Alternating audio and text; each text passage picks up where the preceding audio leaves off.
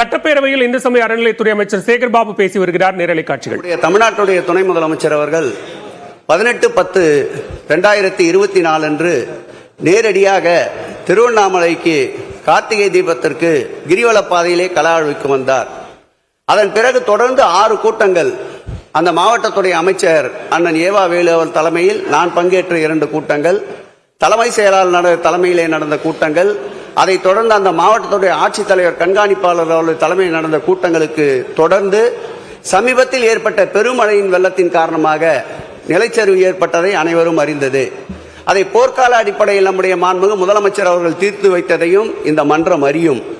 இன்றைக்கு இந்த தீப திருவிழா என்பது மலையின் உச்சியின் மீது ஏற்றப்படுகின்ற கொப்பரை தீபம் என்பது ஒரு இன்றியமையாத ஒன்று. சான்றோர்கள் காலத்திலிருந்து எடுக்கப்பட்ட இந்த விழா தடைபடக்கூடாது என்று மாண்புமிகு முதல்வர் உத்தரவிட்டிருக்கின்றார். அந்த உத்தரவுக்கேற்ப ஜுவாலஜி கமிட்டி சரவண பெருமாள் ராஜா அவர்கள் தலைமையிலே ஒரு குழு அமைக்கப்பட்டு 8 பேர் கொண்ட குழு 7, 8, 9 ஆகிய 3 நாட்கள் ஆய்வு செய்திருக்கின்றது.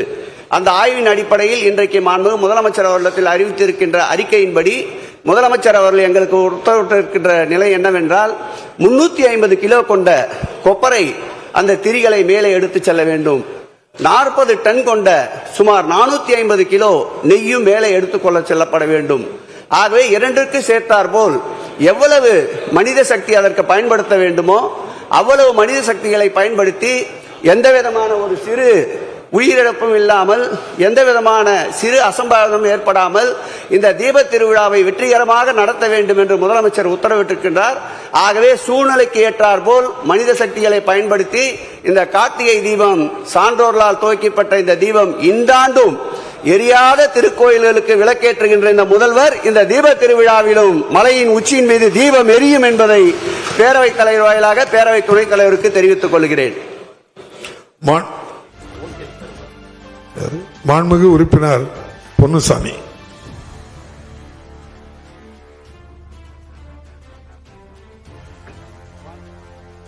ஆகவே இந்த கார்த்திகை தீபம் என்பது அண்ணாமலையார் கோயிலுடைய முக்கிய திருவிழா. ஆகவே தீபத்தன்று மலையிலே ஆண்டுதோறும் 2000 பேர் மலை ஏறுகிறார்கள். ஆனால் இந்த முறை அவர்களுக்கு அனுமதி அளிக்கப்படுமா, அதற்கான திட்டங்களை என்ன அரசு அமைத்திருக்கிறது என்பதை நான் உங்கள் மூலமாக அறிய விரும்புகிறேன். மாண்புமிகு அமைச்சர், சங்க காலத்தில் இருந்து இந்த தீப திருவிழா என்று நடந்து வருவது வழக்கத்தில் இருக்கின்ற ஒன்று. இந்த ஆண்டு இந்த தீப திருவிழா 40 லட்சத்துக்கும் மேற்பட்ட மக்கள் கூடுவார்கள் என்று எதிர்பார்ப்பு இருக்கின்றது. அதை அடிப்படையாக வைத்துத்தான் நம்முடைய தமிழ்நாட்டுடைய துணை முதலமைச்சர் அவர்கள் 18/10/2024 அன்று நேரடியாக திருவண்ணாமலைக்கு கார்த்திகை தீபத்திற்கு கிரிவல பாதையிலே கலாழ்வுக்கு வந்தார்.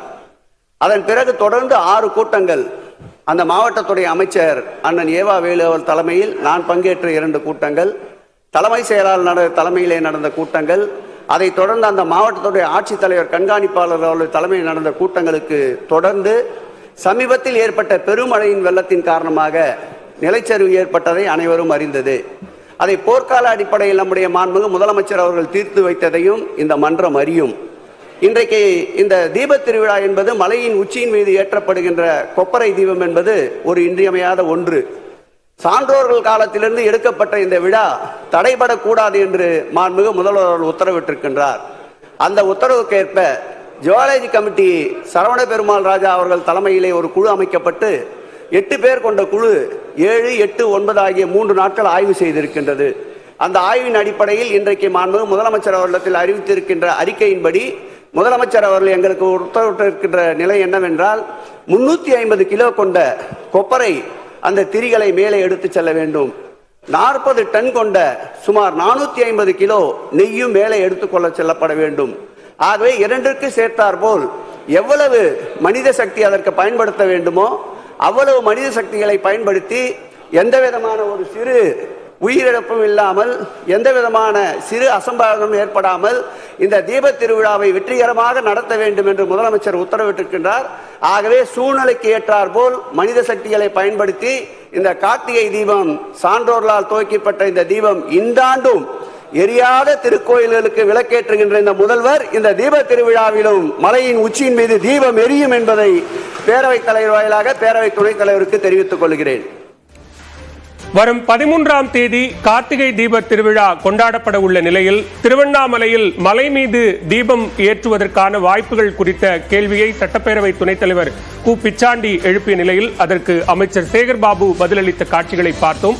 நிலச்சரிவு ஏற்பட்டிருக்கக்கூடிய நிலையில் உரிய அளவுக்கு தேவையான மனித சக்திகளை பயன்படுத்தி மலை மீது தீபம் ஏற்றும் நிகழ்வு நிச்சயம் நடைபெறும் என்கிற தகவலை தற்போது அமைச்சர் சேகர் பாபு சட்டப்பேரவையில் தெரிவித்திருக்கிறார்.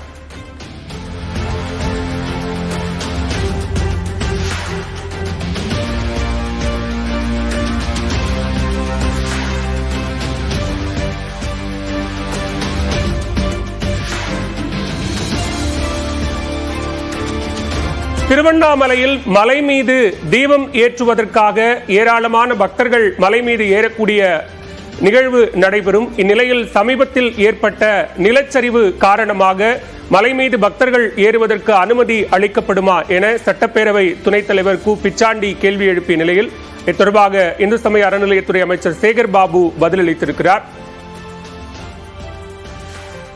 ஆகவே இந்த கார்த்திகை தீபம் என்பது அண்ணாமலையார் கோயிலுடைய முக்கிய திருவிழா. ஆகவே தீபத்தன்று மலையிலே ஆண்டுதோறும் 2000 பேர் மலை ஏறுகிறார்கள்.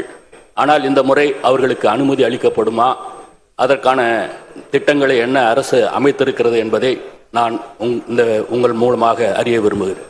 மாண்புமிகு அமைச்சர்கள். சங்க காலத்தில் இருந்து இந்த தீப திருவிழா என்று நடந்து வருவது வழக்கத்தில் இருக்கின்ற ஒன்று. இந்த ஆண்டு இந்த தீப திருவிழா 40 லட்சத்துக்கும் மேற்பட்ட மக்கள் கூடுவார்கள் என்று எதிர்பார்ப்பு இருக்கின்றது.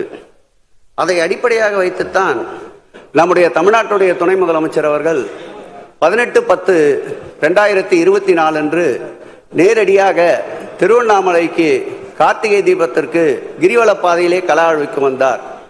அதன் பிறகு தொடர்ந்து 6 கூட்டங்கள் அந்த மாவட்டத்துடைய அமைச்சர் அண்ணன் ஏவா வேலு அவர்கள் தலைமையில் நான் பங்கேற்ற 2 கூட்டங்கள், தலைமை செயலாளர் தலைமையிலே நடந்த கூட்டங்கள், அதை தொடர்ந்து அந்த மாவட்டத்துடைய ஆட்சித்தலைவர் கண்காணிப்பாளர் அவர்கள் தலைமையில் நடந்த கூட்டங்களுக்கு தொடர்ந்து சமீபத்தில் ஏற்பட்ட பெருமழையின் வெள்ளத்தின் காரணமாக நிலச்சரிவு ஏற்பட்டதை அனைவரும் அறிந்தது.